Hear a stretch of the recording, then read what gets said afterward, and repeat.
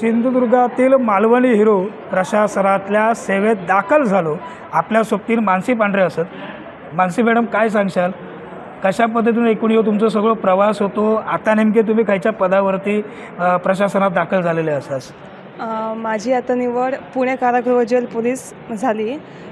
ती पूर्ण महिंद्रा अकॅडमीचा सपोर्ट आहे यात, आणि सरांचा पण सपोर्ट. आणि माझं शिक्षण 10वीपर्यंत आजगावात झाला. नंतर ग्रॅज्युएशन म्हणजे 15वीपर्यंत सावंतवाडीत झालं. आणि सरांचाच मार्गदर्शन, महेंद्र सरांचाच, त्यांच्यामुळे ह्या पूर्ण मी पुढे झालेत. मी 3 वर्ष सलग सराव म्हणजे प्रॅक्टिस चालू आहे माझी, पोलीस भरती वगैरे. 3 वेळा मी एक्झाम दिलं. प्रत्येक एक्झाममध्ये 1 किंवा 2 मार्कने मी रवलं असं. आणि आता पण मी जिद्द चिकाटी कंटिन्यू ठेवली अशी, म्हणजे सरांचं सपोर्ट किंवा घरातल्यांचं सगळ्यांचं सपोर्ट. त्यामुळे मी आत्ता ही एक्झाम देऊन पूर्ण म्हणजे यशस्वी पुणे कारागृह पोलीसमध्ये पास झाले मी. हां, सगळं ह्यो प्रवास एकूण किती वर्षाचा होतो? 3-3.5 वर्षाचं. 3-3.5 वर्ष. प्रत्येक एक्झाममध्ये 1 किंवा 2 मार्कने राहिली अशी. आता झाला, कंप्लीट झालं आहे. आता पुढे पण येतले एक्झाम्स ते मी कंटिन्यू देतले. असं काय झालं तरी हार न मानणारा तो म्हणजे मालवणी माणूस, आणि त्या तुम्ही सिद्ध केलं. होय. बरं, माका एक सांगा, एकूणच तुमच्या सगळ्या प्रवासात तुमच्या घरच्यांचं, तुमच्या पालकांचं तुमका नेमकं कसं सपोर्ट मिळालं? म्हणजे खूपच सपोर्ट मिळालं. एवढी परिस्थिती नाही आहे आमची.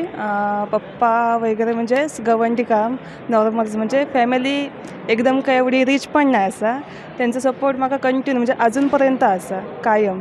कधी म्हणजे बाबा निराश पण होऊ देऊ नये की बाबा तू 1 मार्कने रवले आता नको. ती पुढे सांगत राहिली की तुम्ही चालू ठेव, तू कंटिन्यू, काय नाही होताला, एक दिवस नक्की होताला म्हणा.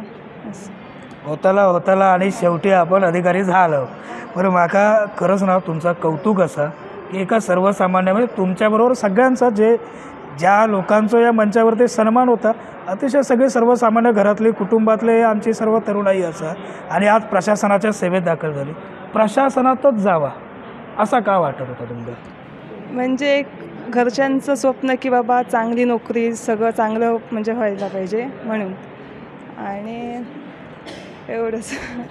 बरं, अजून एक महत्त्वाचा तुमचा प्रश्न असा, सध्या सिंधुदुर्गामध्ये एक मोठी चर्चा चाललेली आहे, म्हणजे बाहेरच्या भागातले ते बीड पॅटर्न ह्या आता आपल्या सिंधुदुर्गचं टक्को प्रशासनात का दिसत नाही? म्हणजे आता तुम्ही सगळे दिसता, आता खऱ्या अर्थानं आता सगळं अधोरेखित होत चाललं, पण का दिसत नव्हतं? तुमचं काय वाटतं एकूणच यामागे नेमक्या काय? कारण ना त्या टायमाक त्यांना मार्गदर्शन ज्या हव्या ना, आता त्यांना ना होतं असं. आता कसं, आता महेंद्रा अकॅडमी, आता सगळीकडे त्यांचं मार्गदर्शन लागतं. त्यामुळे आता पोरगी वगैरे येतात सगळे, बाबा हां आपण काहीतरी प्रशासनात म्हणजे दाखल हो, काहीतरी करवं असं. आधी त्यांना काहीच नव्हती म्हणजे कल्पना अशी बाबा काय पुढे कसं काय असतं ते. त्यामुळे बाहेरचीच लोक येऊन सगळं इकडचं करीत. आता आमच्या साईडची पण म्हणतात की आमका एवढं कायच माहीत नाही, तू एवढं केलं आहे सगळं असं. मी म्हणजे माका सगळ्यात सरांचं सपोर्ट जास्त आहे, महेंद्र सरांचं.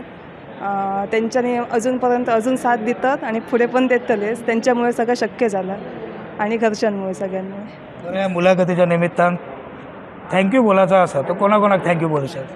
थँक्यू महेंद्रा अकॅडमी, घरच्यांना, घरची पूर्ण फॅमिली, मित्रपरिवार, आणि सगळे म्हणजे सिनियर्स लोक. आता ती पियुषा मॅडम आहेत, त्यांनी पण खूप सपोर्ट केला. सगळ्यांनीच सपोर्ट केला. मेन महेंद्र सर, त्यांच्यानी म्हणजे कधी अशी हे नाही करून दिली की बाबा तू असं कमी आहे अशी काय, तू बाबा होशील, पुढे होणार तू कंटिन्यू असं. त्यांना सगळं फॅमिली वगैरे त्यांनाच थँक्यू म्हणेन खूप. आमच्याकडनं देखील आपल्या पाठीवरती कौतुकाची थाप आहे माध्यम म्हणून. आपण ज्या पद्धतीनं या सगळ्या केलास ना सगळ्यांनी मिळून, सिंधुदुर्गच्या शिरपेचात एक मानाचं तुरो रोवलो गेलो असा म्हणू हरकत नाही. आमच्या कोकणशाही टीमकडनं आपला पुन्हा एकदा आभारभर शुभेच्छा देतो. राजेश हेदळकरसह साईनाथ गावकर, कोकणशाही, कुडाळ. असे नवनवीन व्हिडिओ पाहण्यासाठी कोकणशाहीचं यूट्यूब चॅनल सबस्क्राईब करा व बेल बटन प्रेस करा. तसंच फेसबुक पेज लाईक करा, इंस्टाग्राम पेज, ट्विटर पेजला फॉलो करायला विसरू नका.